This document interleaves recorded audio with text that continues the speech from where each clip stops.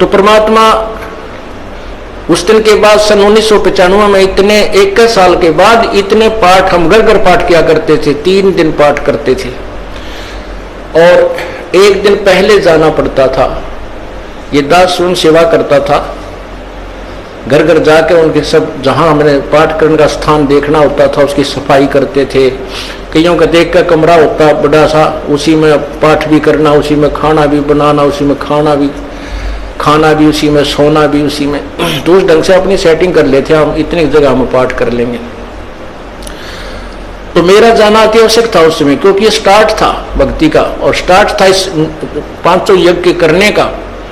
किसी को नहीं मालूम था, बच्चे थे सहयोग देने लगे और धीरे धीरे फिर वो क्या हुआ कि इतने पाठ हो गए कि मुझे नौकरी, पहले तो क्या करता था, शुक्रवार को पाठ प्रारंभ किया, शुक्र ड्यूटी करके सामने चले जाते बृहस्पतिवार को, शुक्रवार को रात में तैयारी करते, शुक्रवार को शनिवार को अब पाठ प्रारंभ करके अपनी नौकरी पर चला जाता, फिर शाम में आ लेता, शनिवार इतवार की छुट्टी हो जाती, काम चल रहा था।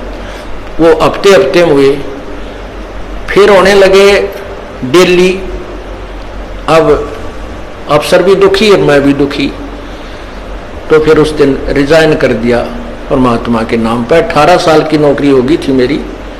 हालांकि कुछ और भी हमारे साथी कह रहे थे भाई अभी 2 साल और डट जाओ आपकी पेंशन बन जाएगी। वाह भैया, पेंशन तो करा कितनी बार होगी, जो पेंशन ई बनेगी ना या कद्दे नहीं बनी थी, या असंख्य जन्मों की पेंशन बन जाएगी।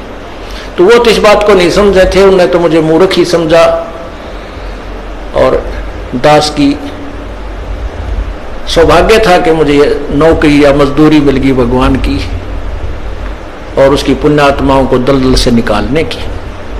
कहते आत्म प्राण उद्धार ही ऐसा धर्म नहीं, और धर्म तो और भी है, दान करते हैं, भूखों को भोजन देते हैं, ऐसा है कि सहाय करते हैं, लेकिन जो आत्म प्राण उद्धारी ऐसा धर्म नहीं। और धर्म तो ये भी है जो गौशाला बना रखी है, धर्म वो भी है जो चिड़िया ऊपर चुग्गा डाल देते हो पशु पक्षियों को, वो भी विकलांगों के जो ऑपरेशन वगैरह कराए जा रहे हैं वो भी धर्म है, अनाथ आश्रम है वो भी धर्म है। लेकिन जो आज गौ है उनकी सेवा कर रहे हैं, अच्छी है, क्योंकि कोई भी प्राणी है, चाहे भैंस है, पशु है, कोई किसी प्रकार का, सबकी सेवा हमने इसी दृष्टिकोण से करनी चाहिए, क्योंकि सब में एक जैसा जीव, वो भी धर्म है। लेकिन अब तो वो आज वो गाय है, आज कोई भैंस है, और जन्म होने के बाद फिर वो सूअर की जूनी में जा सकती है, उस बीमारी तो कौन छुटाएगा उसको। तो ये ज्ञान, ये भक्ति, ये आत्मा इस जीव को उद्धार करेगी। वो फिर 84 लाख योनियों में नहीं जाएगा, या तो मनुष्य शरीर होगा, नहीं सतलोक चला जाएगा। तो कहते हैं आत्म प्राण उद्धारी ऐसा धर्म नहीं। और तो इस दास को ये आत्म प्राण यानी जीव आत्मा के उद्धार की मजदूरी मिल गई, और सहर्ष शुक्र मनाता हूं प्रभु आपने कैसे दया करी 2 कोड़ी के जीव पर। और ऐसे निर्मल भगवान की महिमा, ओए होए होए, जिसके नाम लेते हैं रूंग रूंग खड़े हो जाते हैं। उसके बाद परमात्मा की ऐसी महिमा हुई, अब मुझे इतनी खुशी होती है। कैसा निर्मल समाज तैयार हो रहा है, बीड़ी शराब मांस तम्बाकू उसको देखकर भी राजी नहीं है। अब ये पुण्यात्मा दोनों हाथों दान करते हैं, और हम पहले लूटन पर लगे रहा करते थे, पाप बढ़ाते थे, ये माया साथ नहीं जानी थी कि इतना नरक इकट्ठा कर रहे थे। और परमात्मा क्या कहते हैं, सतगुरु के सिजदा करूं कर्म छुटाए कोटि, और जो ऐसे सतगुरु की निंदा करे फिर जम तोड़ेंगे होठ। अब जो लोग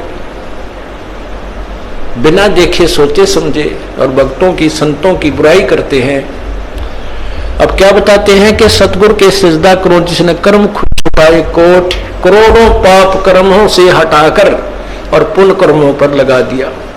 कितने पाप कर्म बचा दिए हमारे। और जैसे ऐसे सतगुरु की जो निंदा करते हैं, कहते हैं उनके जम तोड़ेंगे होठ, यम के दूत उनके ऐसे लठ मारेंगे, चाहे कितने लागो, मुंह पे, होठा पे। होठ इसलिए कहा कि इस पर ज्यादा दर्द होया करे, सोई भी बड्डी आया करे।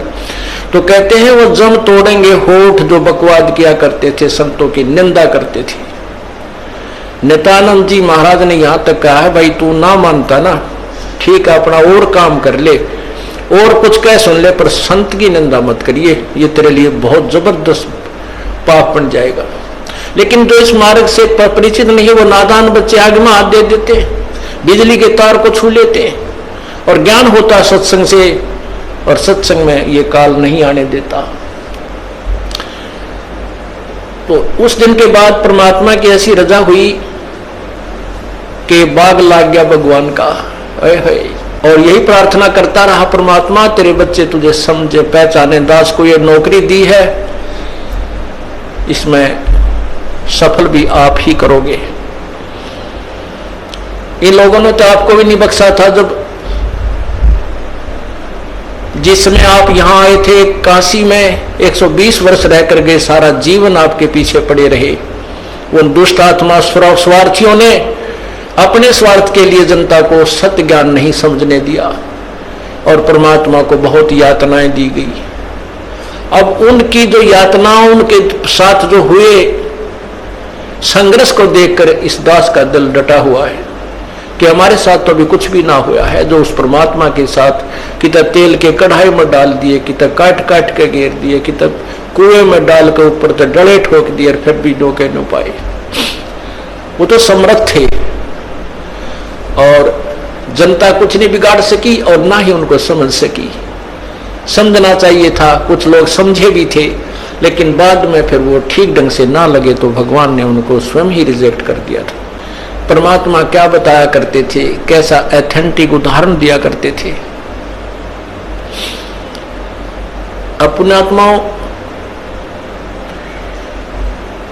क्या बताते हैं, भाई सिर साटे की भक्ति है और कछु नहीं बात, सिर के साटे पाइयो अवगत अलख अनाथ।